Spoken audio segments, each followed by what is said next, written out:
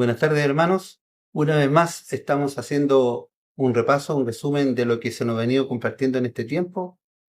Estamos revisando algunos versículos de Hebreos que en el Antiguo Testamento hablaban de Jesús y que se vieron concretados cuando Jesucristo estuvo en medio nuestro. Pero antes de eso quiero destacar algunos puntos. Por ejemplo, lo que nos decía el apóstol Pablo, Juan en el capítulo 1, donde dice que en el principio era el verbo y el verbo era con Dios y el verbo era Dios. Dice que este verbo fue hecho carne y habitó entre nosotros. Dice que vimos su gloria como el unigénito del Padre, lleno de gracia y de verdad.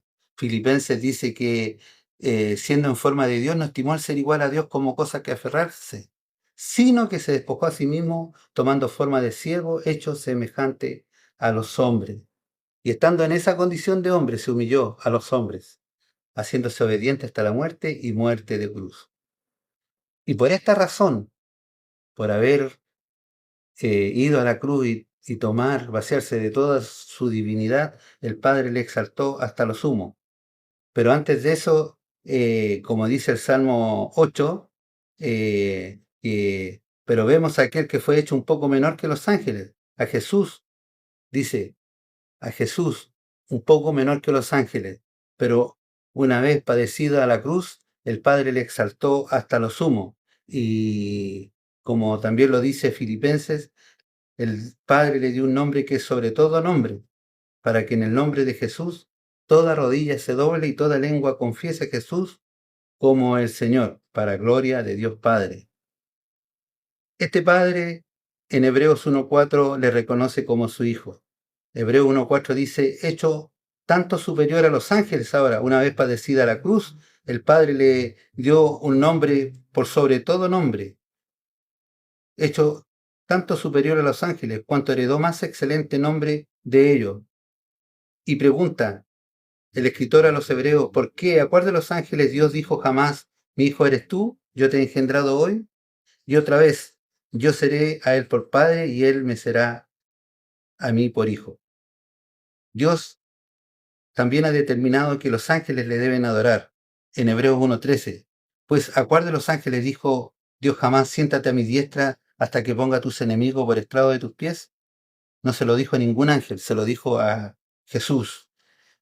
En Hebreos 1.6 y otra vez, cuando introduce al primogénito en el mundo, dice, adórenle todos los ángeles de Dios. Recordemos que el Salmo 8 dice, hecho un poco menor que los ángeles, pero una vez padecida la cruz, tomó un nombre que es sobre todo nombre, por sobre los ángeles. Y también vino a ser autor de eterna salvación.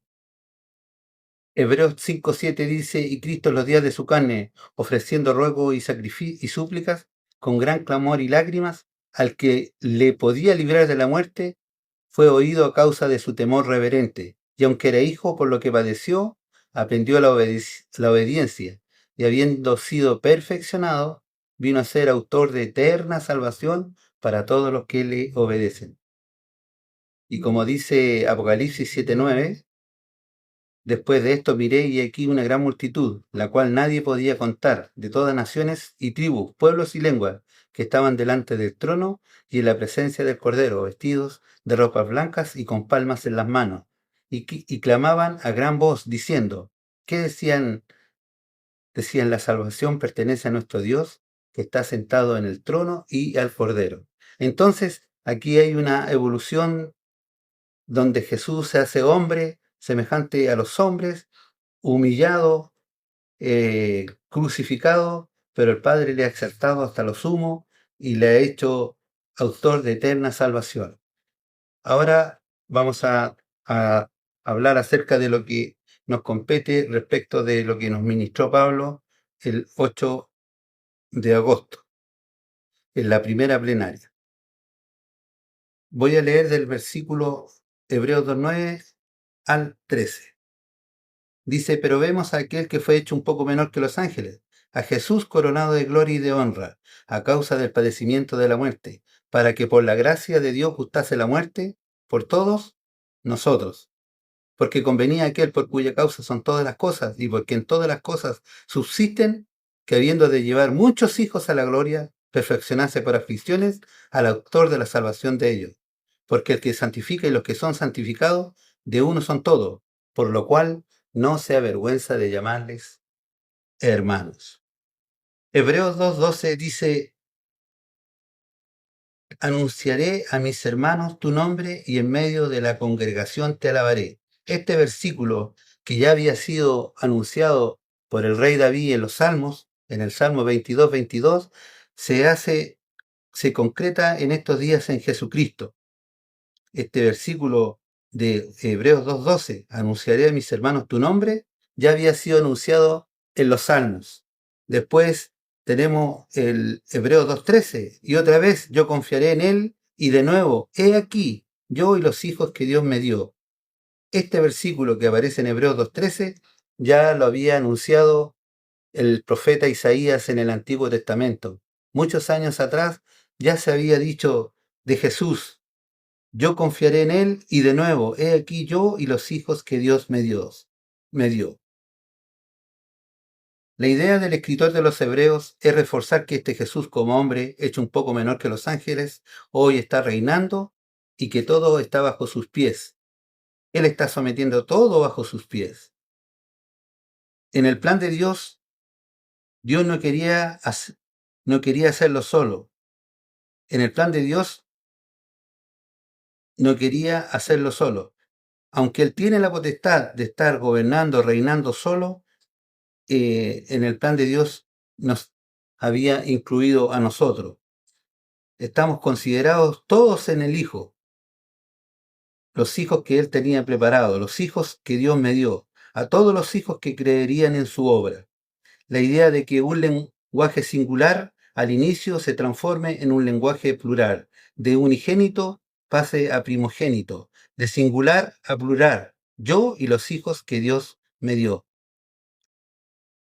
En los versículos 12 y 13, el escritor refuerza la idea de que Jesús no quiere reinar solo. Dios quería incluirlo a todos nosotros, que todos los hijos iban en el paquete para reinar con Jesús.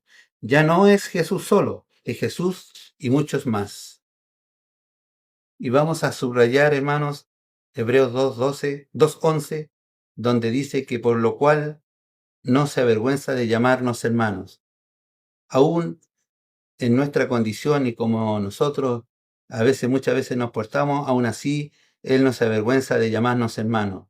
Él nos lleva a los lugares más altos, a los lugares más excelsos, sabiendo cómo somos, y aún así no se avergüenza de llamarnos hermanos. Amén. Eso es todo lo que puedo compartir, y que les sea de bendición. Hasta la próxima. Muchas gracias.